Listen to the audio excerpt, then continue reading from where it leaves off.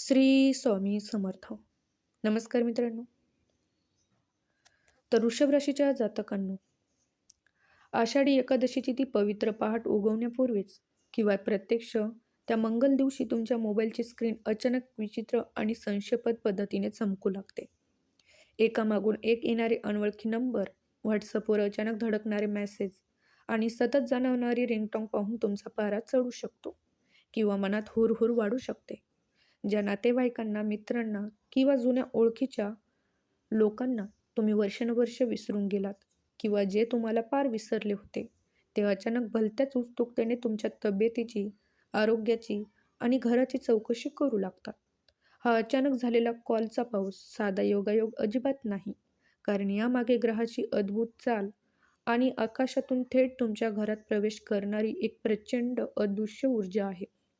जेव्हा साक्षात पंढरीचा पांडुरंग आषाढी एकादशीच्या काळात योग निद्रेत जातो, तेव्हा या विश्वासाचा ताळेबंद आणि अदृश्य चक्र अत्यंत वेगाने फिरू लागतात.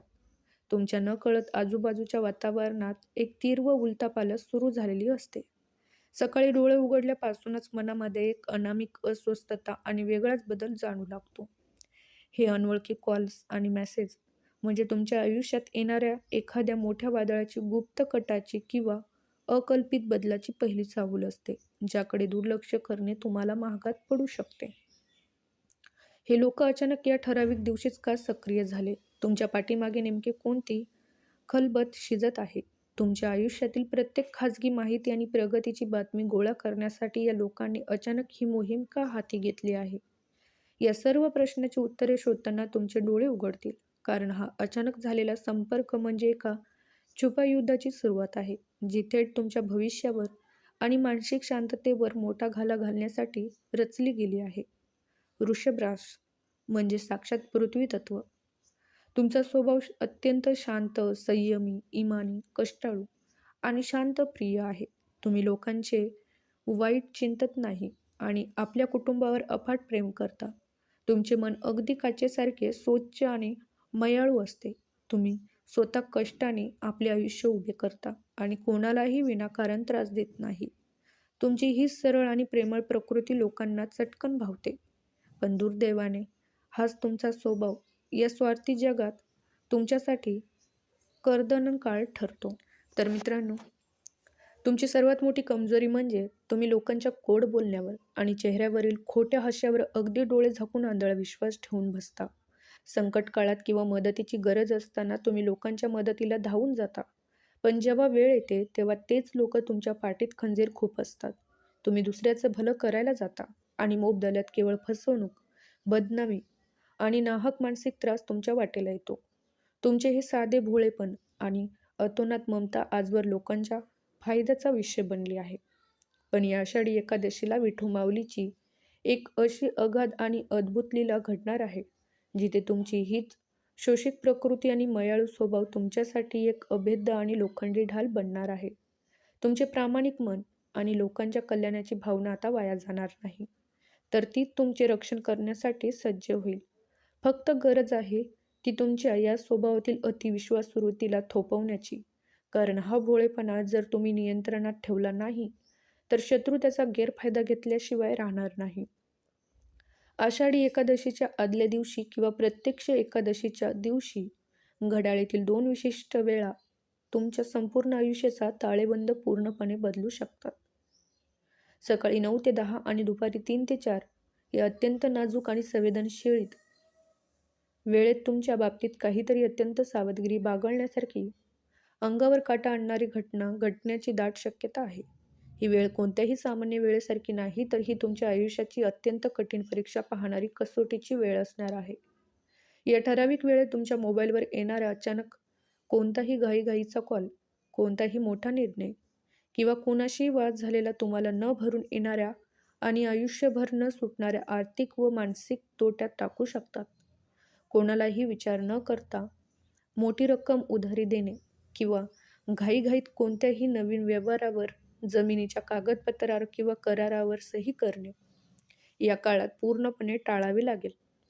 या काही मिनिटाच्या चुकीमुळे तुम्ही वर्षानुवर्ष भर जपलेली प्रतिष्ठा आणि संपत्ती एका झटक्यात धोक्यात आणू शकतात.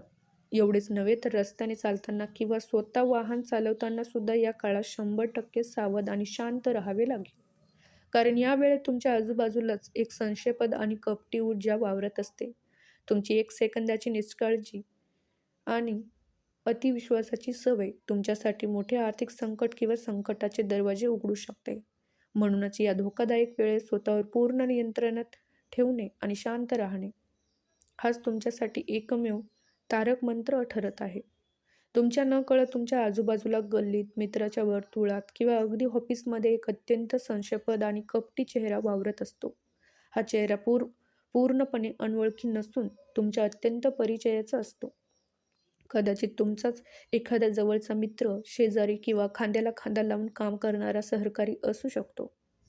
हा माणूस रोज तुमच्यासमोर अतिशय गोड हसून आणि प्रेमाने बोलण्याचं नाटक करतो. पण त्याच्या मनात तुमच्या प्रगतीबद्दल किती भयंकर राग, जळफळाट आणि द्वेष भरलाय याची तुम्ही कल्पनाही करू शकत नाही.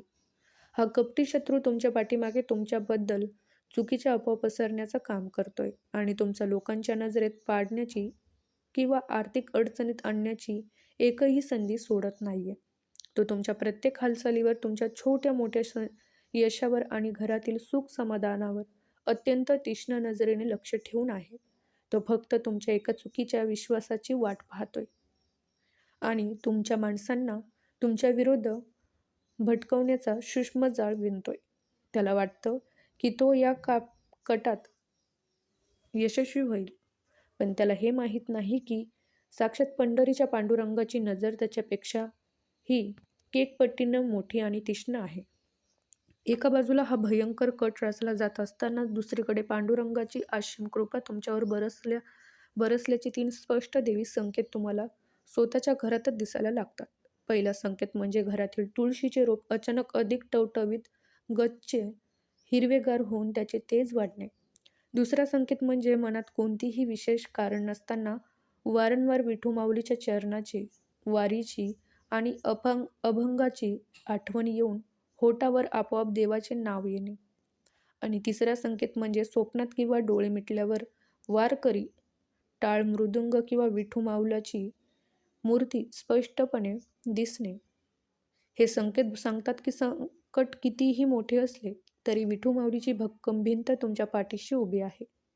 आता वेळ आली आहे या संपूर्ण रहस्याचा तो सर्वात मोठा थरारक, अंगावर काटा आणणारा आणि डोळे उघडून टाकणारा शेवटचा भाग जाणून घेण्याची, ज्याची तुम्ही सुरुवातीपासून आतुरतेने वाट पाहत होतात.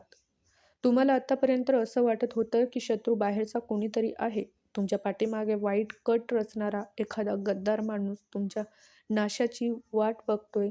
पण या सगळ्या कथानकाचा सर्वात मोठा आणि धक्कादायक ट्विस्ट असा आहे की आजवर ज्याला तुम्ही तुमचा सर्वात मोठा शत्रू समजलात, तो बाहेरचा माणूस नसून खुद तुमच्याच दडलेला तुमचा अतिविश्वास आणि लोकांवर डोळे झाकून भरोसा ठेवण्याची सवय होती. जेव्हा तुम्ही कोणत्याही माणसावर किंवा परिस्थितीवर अतिशय भावडेपणाने विश्वास ठेवता, तेव्हा तोच तुमचा स्वभाव तुमचे शत्रू सहजपणे तुमच्या विरुद्ध वापरतात. तुमच्या प्रामाणिकपणाचा आणि चांगुलपणाचा गैरफायदा घेऊन ते तुम्हाला मानसिक किंवा आर्थिक संकटात ढकलतात. पण जेव्हा तुम्ही स्वतःच्या या अतिविश्वासावर थोडे नियंत्रण ठेवता आणि प्रत्येक पाऊल मोजून मापून टाकता, तेव्हा त्या कपटी शत्रूची सर्व गणित एका सेकंदात कोलमडून पडतात आणि त्याचे डाव त्याच्यावरच उलटतात. तर मित्रांनो, या आषाढी एकादशीला विठू माऊलीच्या अथंग कृपेने तुमचा हा स्वभाव तुमच्यासाठी शाप नसून एक अभेद्य वरदान बनणार आहे. फक्त तुम्हाला एकादशीच्या या पवित्र दिवशी तुमच्या भोळेपणा बाजूला ठेवून अत्यंत सावध राहायचं आहे. कडक उपवास करून जय हरी विठ्ठल याचा अखंड नामजप करायचा आहे. तुळशीची पूजा करून देवाचे स्थान ध्यान करायचे आहे. हे केवळ ही पांडुरंगाची अशी काही शक्ती तुमच्या भोवती उभी राहील जी जगातल्या कोणत्याही शत्रूची वाईट नजर किंवा कट तुमच्यापर्यंत पोहोचू देणार नाही. तुमचा हाच संयम तुम्हाला आयुष्यातील एका नव्या आणि यशस्वी पहाटेकडे घेऊन जाईल. तर मित्रांनो, तुम्हाला जर हा व्हिडिओ आवडला असेल तर व्हिडिओला लाईक नक्की करा आणि कमेंट बॉक्समध्ये जय हरी विठ्ठल नक्की लिहून जा.